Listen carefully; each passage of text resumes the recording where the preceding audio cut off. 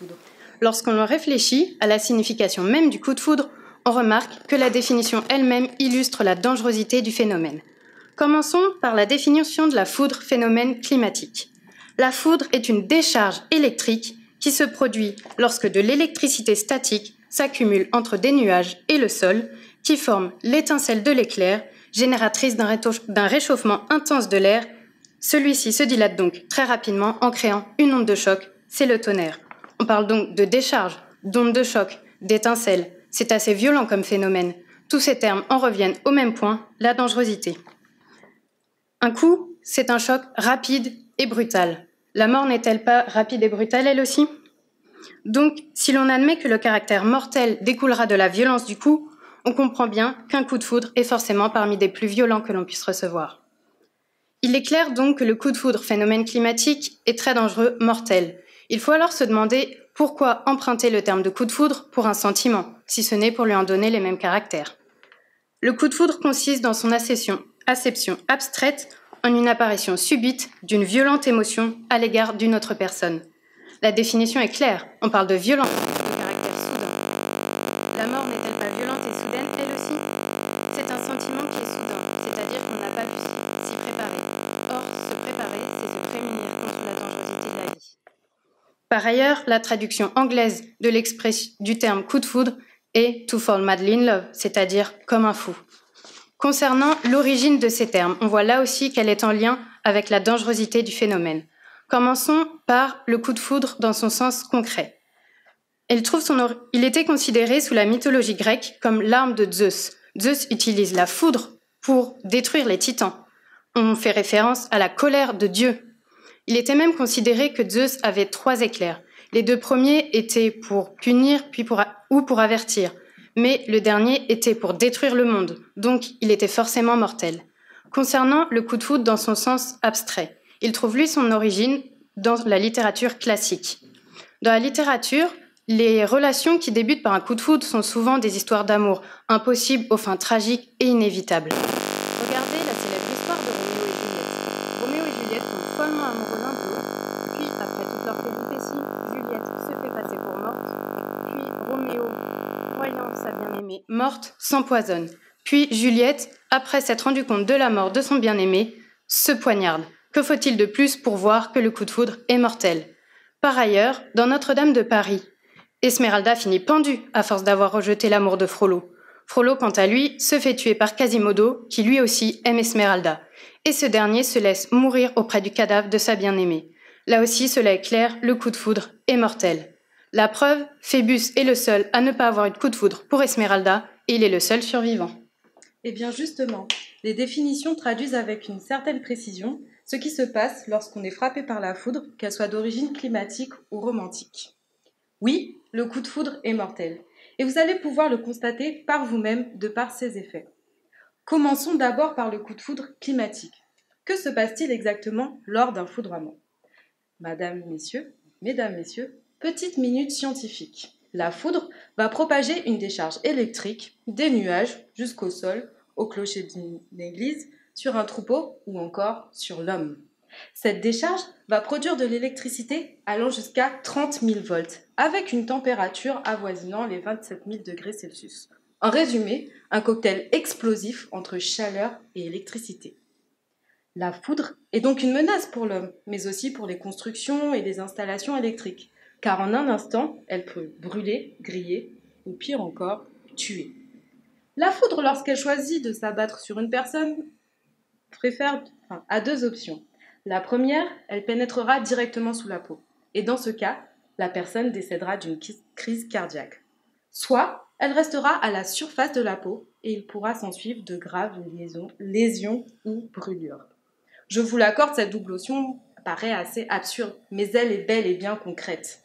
On dénombre en France entre 50 et 100 personnes foudroyées par an, dont parmi elles 16 décèdent. Oui, le coup de foudre est une cause de mortalité en France, au même titre que l'alcoolémie au volant ou que le paludisme.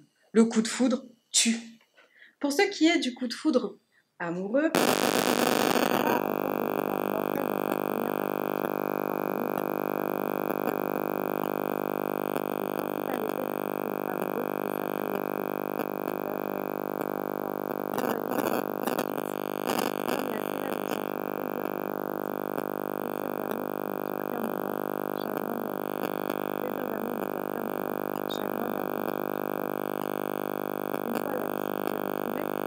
passion disparue, il pourra s'ensuivre des troubles psychologiques importants. Dépression, perte d'estime de soi, et j'en passe. La personne que vous étiez lorsque vous avez été aveuglé n'est plus. Elle a disparu. Et vous maudirez à jamais Édouard, Bella et consorts. Et c'est en cela que le coup de foudre est mortel, car il fait mourir tous les espoirs que vous aviez fondés, et vous plonge dans un profond désarroi face à la réalité. La presse féminine parle de symptômes du coup de foudre, allant même jusqu'à le comparer à une maladie. N'est-ce pas dire à quel point il peut être dangereux ? En effet, si on considère que le coup de foudre est une maladie, la fascination en serait l'un de ses symptômes. La fascination, c'est un attrait irrésistible et paralysant exercé par le regard. Donc, être fasciné par quelque chose peut très vite devenir mortel. Pour la fascination quant à la foudre, on va avoir des personnes qui se mettent en danger par temps d'orage pour observer, prendre des photos, des vidéos, ou tout simplement de nos jours faire le buzz. Et c'est ces personnes-là qui vont finir par se prendre un coup de foudre. Pour le coup de foudre dans son sens abstrait, c'est justement la personne qui est à l'origine du coup de foudre qui suscite la fascination. Mais comme on dit, l'amour rend aveugle, et la fascination peut conduire à faire toutes sortes de choses. On peut imaginer toutes sortes de manipulations. Ce n'est pas pour rien que le premier tome de la saga Twilight s'intitule Fascination. Cause de mortalité, le coup de foudre depuis toujours menace le monde, et nous vous avons montré les dangers qu'il présente pour nous autres êtres vivants. Mais nous ne sommes pas les premières à s'en être inquiétées.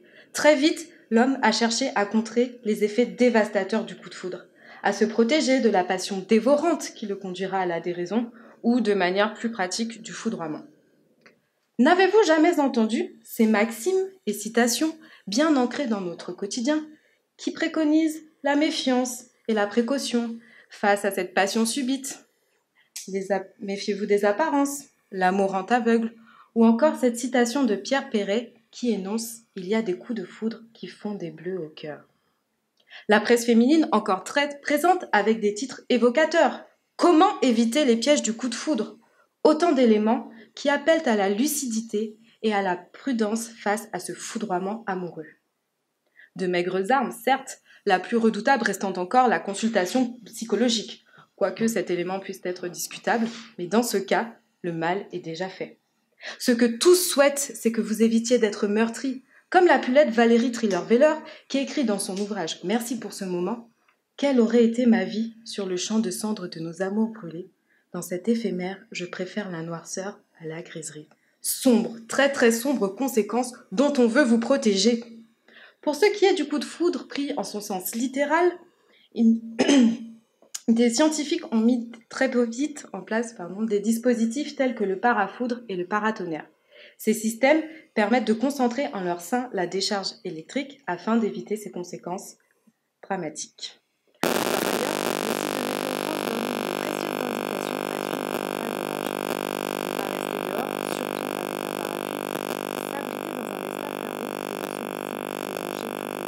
La liste est encore très longue.